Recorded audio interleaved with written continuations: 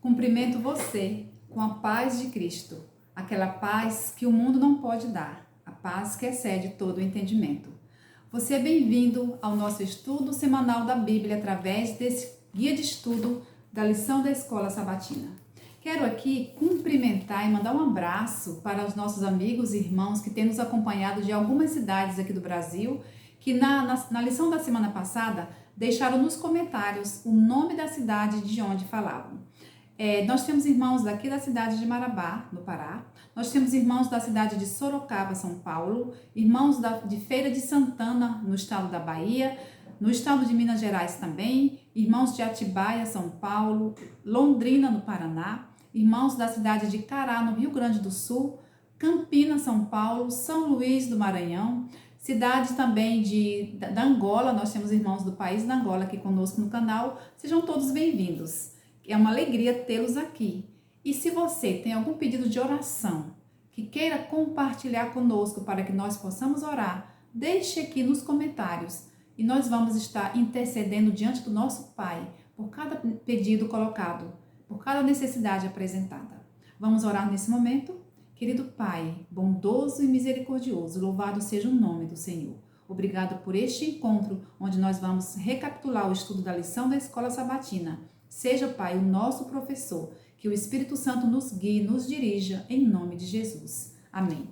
Se você ainda não é inscrito, eu vou continuar pedindo, se inscreva neste canal e vamos compartilhar as boas novas da salvação. Deixe também o seu comentário e curta, para que assim o YouTube possa estar entregando para outras pessoas também este conteúdo que nós aqui estamos gravando. Amém? A lição de número 9, nos Salmos, parte 2. Nós aprendemos na semana passada, nós vimos na semana passada as profecias também dentro dos Salmos, parte 1. E hoje vai falar as profecias nos Salmos, parte 2. O verso para memorizar está no Salmo 67, verso 3 e 4. Louvem-te os povos, ó Deus, louvem-te os povos todos. Alegrem-se e exultem as nações, pois julgas os povos com justiça e guias na terra as nações. Deus, Ele é o nosso Rei, Ele é o nosso Salvador. Então, nós todos somos chamados a louvar o seu nome. Todos que Ele criou, todos que Ele salvou, são chamados a louvar o seu nome. Aqui na imagem da lição, nós temos aqui nessa lição duas igrejas sobre um monte. Nós vemos uma igreja iluminada, nós vemos uma igreja na escuridão. Nós vemos essa igreja iluminada atraindo pessoas para ela e a outra igreja sem ninguém indo nessa direção.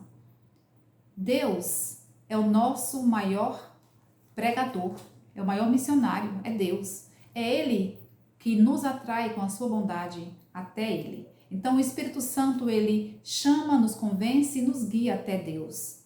Nós, uma vez guiados até Deus, somos chamados também para pregar essas boas novas, para que as pessoas saiam da luz, saiam, melhor dizendo, da escuridão, das trevas do pecado, para a luz da salvação em Cristo Jesus.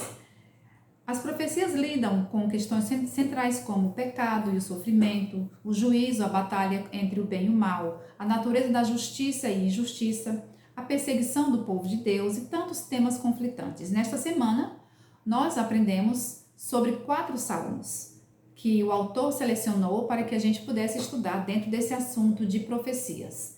E aí, ele vem nos trazendo sobre o Salmo 46, que ali fala que o nosso Deus é o nosso refúgio. O Salmo 47, nós dentro de um mundo aparentemente desgovernado, ali diz que Deus é o nosso Rei. Ele é o nosso Rei. No mundo de tanta injustiça, Deus é o nosso reto juiz. E no mundo de tanta dor e sofrimento, Deus é a bênção que nós precisamos. A lição de domingo, socorro bem presente nas tribulações, está pautada no Salmo 46. 46 são 11 versículos, né? E aqui começa dizendo assim: Deus é o nosso refúgio e fortaleza, socorro bem presente nas tribulações. Quem de nós não tem passado por tribulações? Todos nós passamos. Portanto, não temeremos, ainda que a terra se transtorne e os montes se abalem no seio dos mares, ainda que as águas tumultuem e espumejem, na sua fúria os montes se estremeçam. Há um rio cujas correntes alegram a cidade de Deus. Deus a ajudará desde de antemanhã e jamais será abalada. Que mensagem de esperança encontramos neste texto em meio às turbulências da vida atual e ao que acontecerá na terra nos últimos dias, enquanto o grande conflito se desenrola? Aqui o Salmo retrata a condição atual do mundo e ainda retrata a condição que antecede ali o momento da volta de Jesus. Aqui diz que nações estão em conflitos. O Salmo diz que os poderes políticos brigam por supremacia. Aqui também a economia, a gente vê que a economia atual está abalada. E estamos estudando sobre as profecias e a leitura do Salmo 46 é uma leitura atual. Bramam as nações, os reinos se abalam, as guerras estão em movimento, acontecendo.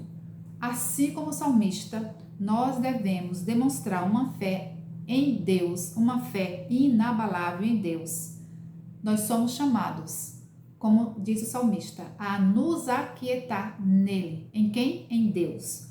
Nas suas promessas, porque Deus, Ele está no controle dos acontecimentos do universo. Se na tua vida você está passando por turbulências, se na tua vida você está sendo abalado, não fique desesperado, tá?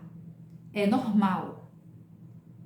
É normal passarmos por tudo isso, mas nós somos chamados a depositar nossa fé inabalável naquele que está acima de todas as coisas, no nosso Deus, que governa as nações, que governa o mundo, tá? Aparentemente está tudo desgovernado, mas Deus está no seu alto e sublime trono, e de lá Deus governa perfeitamente as coisas aqui na terra e governa a nossa vida, se assim nós deixarmos, tá certo?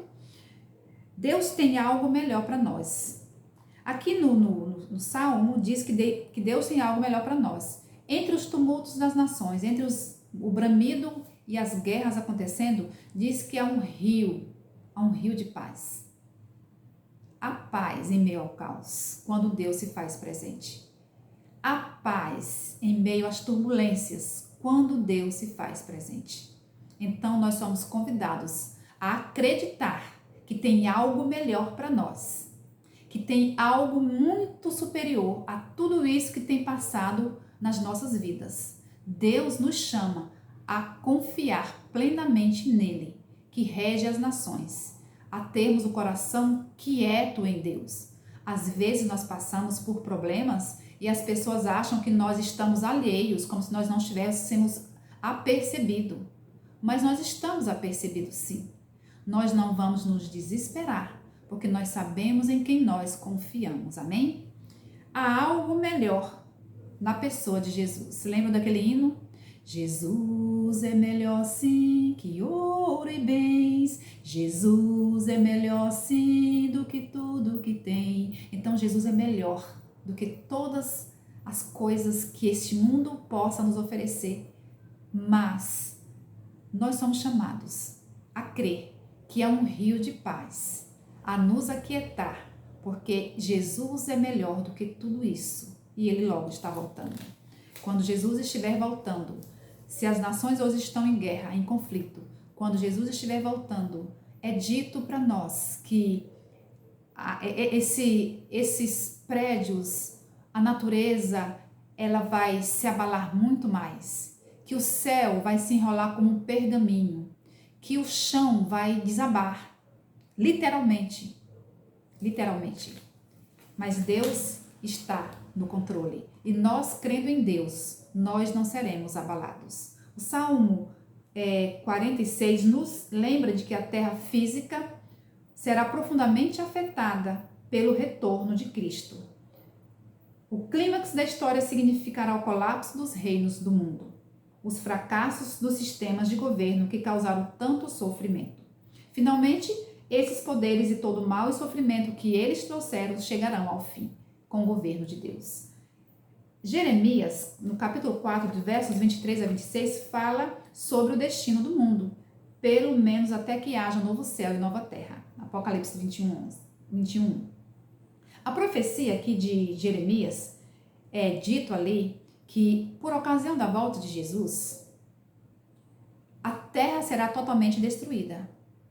A terra ficará um caos. Não haverá pessoas vivas, não haverá animais, não haverá fertilidade na terra. A terra que diz que ela voltará a ficar sem forma e vazia, assim como era antes da criação. O planeta será destruído e seus habitantes humanos mortos. Essa terra que a gente vê tanto verde hoje, ela vai ficar completamente desértica e todas as cidades, todas as construções magníficas serão derribadas. Tudo será abalado. Se hoje o mundo está ruim, hoje está ruim, não está? Nós que cremos na palavra de Deus, sabemos que vai ficar pior. Então não depositemos as nossas esperanças, a nossa confiança nas coisas deste mundo. Tudo vai passar, tudo será abalado, tudo será destruído. A tendência é que à medida que Jesus volte, que à medida que Jesus se aproxima da sua volta, tudo vai ficando de mal a pior. Como diz 2 Timóteo, tudo vai ficando de mal a pior. Essa visão de Jeremias nos leva à visão de Daniel 7, aquela sequência de reinos que um se levantava depois do outro e nenhum deles foi capaz de trazer solução para a humanidade. Eles só afligiram a humanidade porque eram governos independentes de Deus. Nenhum desses reinos ou governos provou ser uma segurança para o povo de Deus. Não coloque a sua esperança e segurança nos governos da terra. O nosso governo não é daqui, porque nós não somos daqui. Nós somos estrangeiros e peregrinos. A nossa pátria verdadeira está nos céus, amém? A nossa pátria não é aqui, não é o planeta Terra do jeito que está. A nossa pátria verdadeira está nos céus. E acima do caos da terra há um trono inabalável, Ezequiel 1:26. Em breve nós veremos aquele em quem se concentram as nossas esperanças de vida eterna. Portanto, meus queridos amigos e irmãos, não perca a confiança nesse Deus, porque ela terá grande recompensa. Perseveremos na fé para que nós alcancemos a promessa. Aqueles que desistem não vão chegar lá. Lembram de quando o povo de Israel saiu do Egito? Saiu aquela multidão. A maioria não entrou na terra prometida, não perseveraram na fé. Embora o caminho seja estreito, olhemos para cima e tenhamos uma fé crescente. À medida que o fim se aproxima, para nós cristãos as coisas vão ficando mais difíceis, mais apertado o caminho, mas não desista dessa caminhada. Nós teremos uma recompensa. Sejamos pacientes até a vinda do Senhor Jesus. Falta pouco, por isso tenhamos paciência. Mantenhamos os olhos em Jesus, para que não afoguemos nas turbulências da vida e naufraguemos na fé. Não é hora de distração com as coisas deste mundo. As coisas estão às vezes tão difíceis, tão ruins, que abalam a nossa fé e às vezes a gente se distrai com esses problemas. E Deus nos pede que a gente não se distraia com os problemas. Queridos amigos e irmãos, não sente em cima dos problemas. Não fale só dos problemas. Não abrace o problema e coloque debaixo do seu braço. Não vá dormir com os problemas no seu travesseiro. Irmãos, falemos de coisas boas. Os problemas têm e virão. Mas não é hora da gente se distrair com eles, não. É hora de nós colocarmos os olhos no Santíssimo, onde o nosso Jesus está intercedendo por nós, cuidando do nosso caso, da nossa salvação e nos fazendo vencedores na pessoa dele. Sejamos animados pelo pensamento de que o Senhor logo virá, estabelecer um reino que não terá fim. Esta esperança tem que aquecer o nosso coração, tem que nos fazer caminhar para frente, olhando para o alto com o pé na estrada, agradecendo a Deus, sendo fiéis a Deus e levando essa mensagem também para que outros corações se aqueçam com a esperança que nos aquece o coração. Debaixo dos seus pés é a lição de terça-feira. Está baseado no Salmo 47, versos do 1 ao 4. Salmo 47 ele dá continuidade à esperança celebrada no Salmo 46. Neste salmo, o autor canta um hino de vitória ao Deus de Sião. Vitória completa sobre o inimigo. Aqui Deus é aclamado rei. Deus é o nosso rei.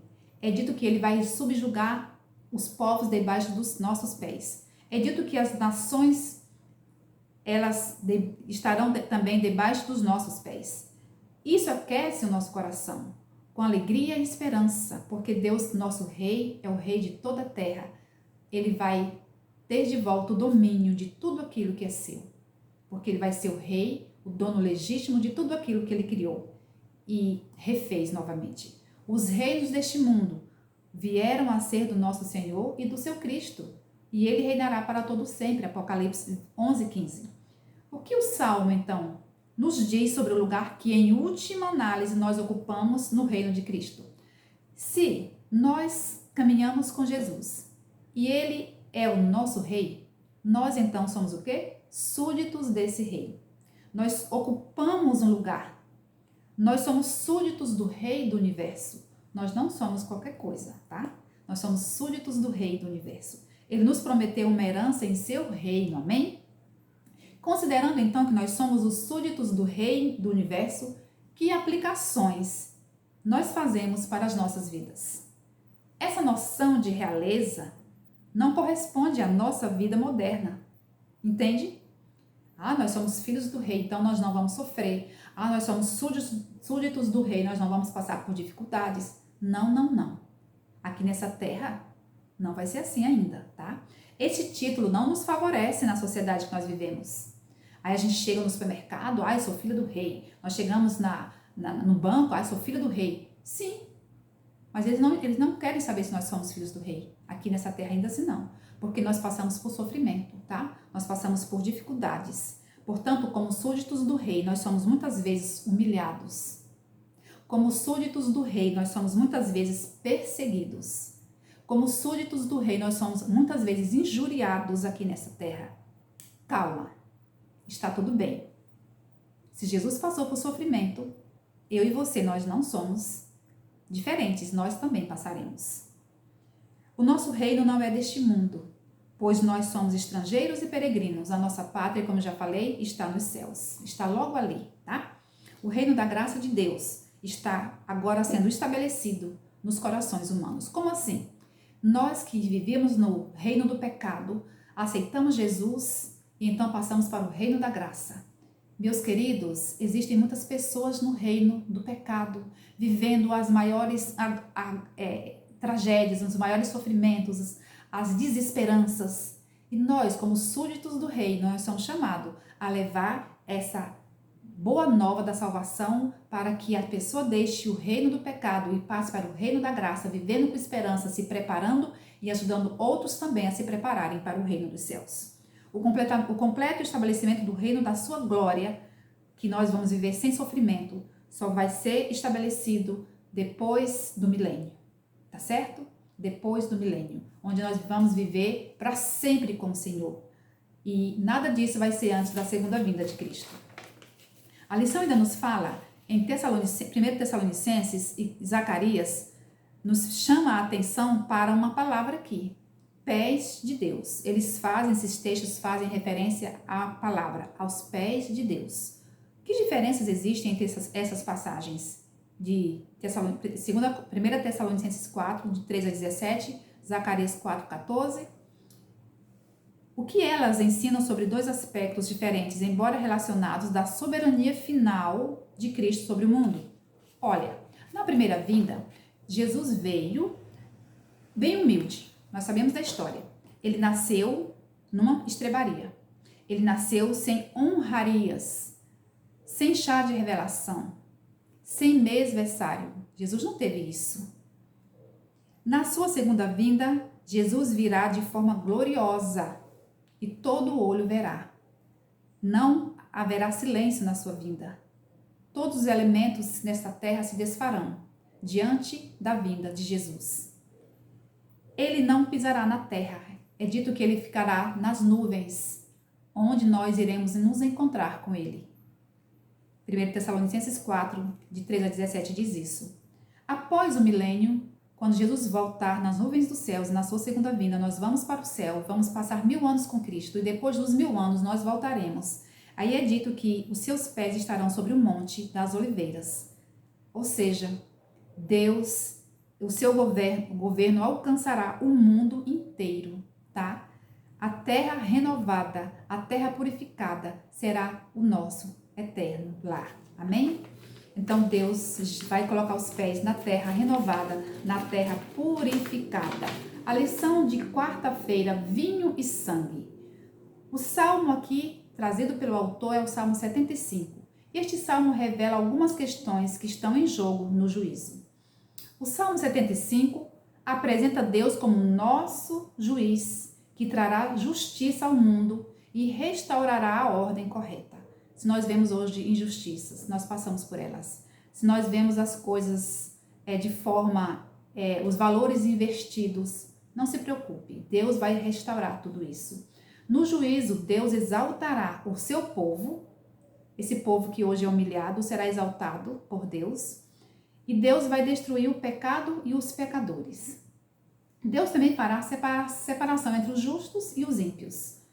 Com o juízo, Deus vai revelar seu caráter e será glorificado por todos. O que nós vamos aqui trazer de Mateus, que a lição traz dos versos 26 a 29 e Apocalipse 14, de 9 a 12. O que esses textos nos ajudam a entender sobre essa questão do juiz justo de Deus? Mateus 26 fala sobre a última Páscoa de Jesus com os discípulos.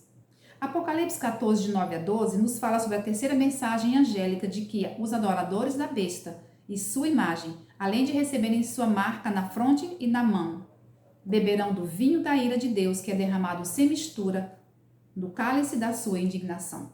Vamos para as explicações destes termos dentro da lição chamada vinho e sangue. Vinho, nós sabemos que simboliza o sangue derramado do Filho de Deus.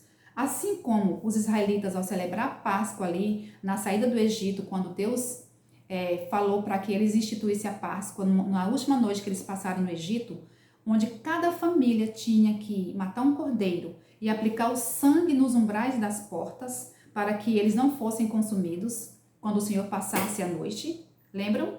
Assim também nós hoje somos chamados a passar o sangue do cordeiro em nosso coração. Não pegar e lambuzar, não, mas termos Jesus como nosso Salvador pessoal. Ter Jesus como nosso sacerdote na nossa vida, como nosso Senhor, tá?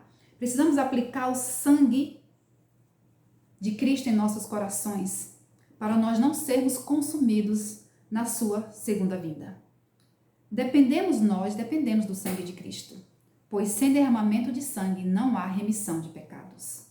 Aceitando o sacrifício de Cristo na minha vida, pela graça de Deus, eu vou andar em obediência e defender as verdades bíblicas e os valores morais que a Bíblia ensina. Agora, os que não aceitam o sangue expiatório de Cristo, essas pessoas defendem as ideias que estão em oposição à palavra de Deus e aceitam essas filosofias, essas histórias como verdades.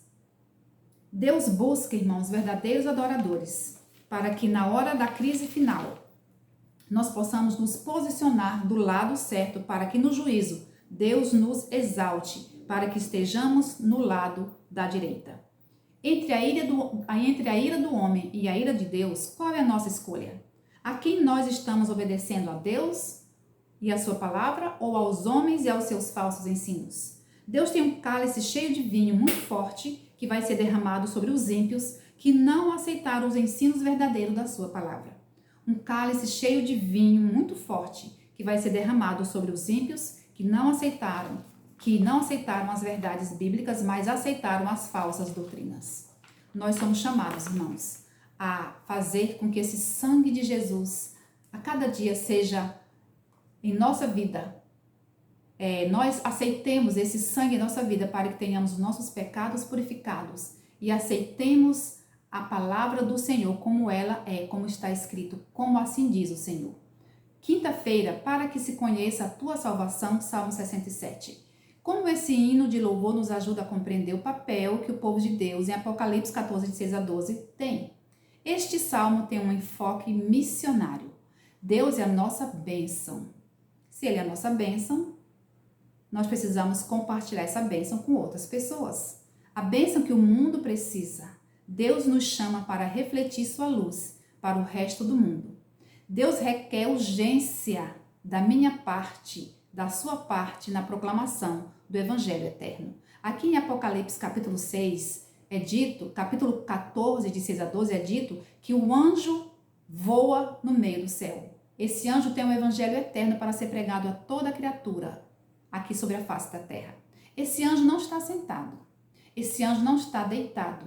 Este anjo não está correndo. Ele está voando.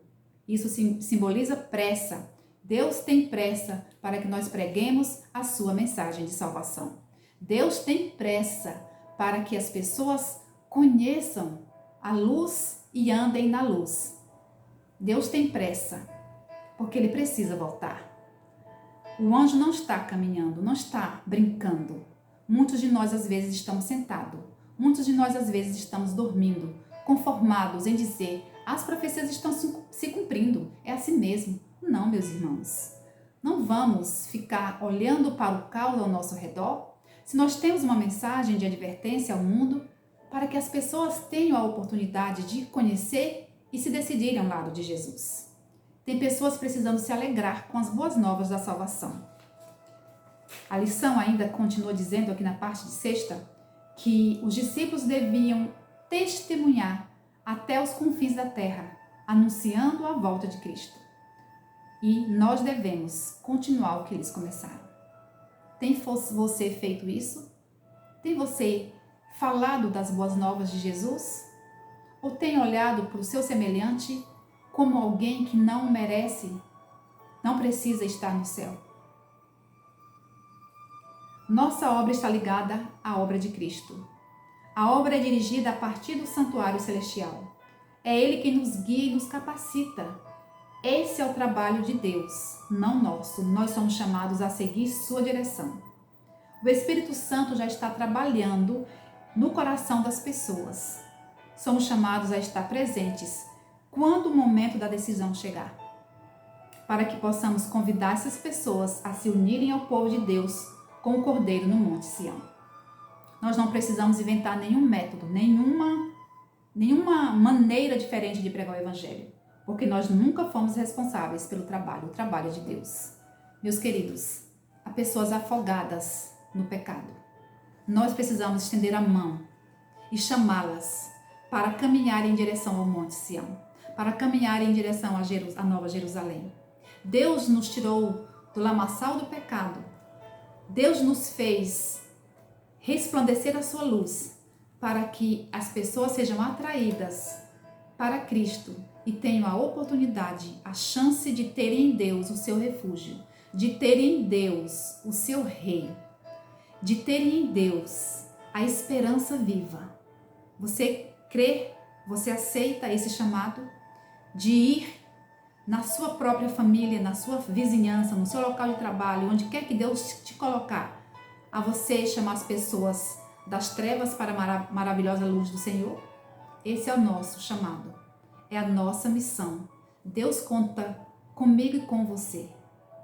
Deus conta conosco para que a mensagem da volta dele seja falada para as pessoas e assim abreviado o seu retorno à terra, para que haja paz, para que haja calmaria, para que tudo se aquete quando o reino eterno for estabelecido pela volta do nosso amado e Salvador Jesus Cristo. Que o Senhor nos guarde e nos abençoe nesta missão tão linda de falar do seu amor, de ajudar pessoas a conhecerem o plano da redenção. Que Deus nos abençoe. Amém?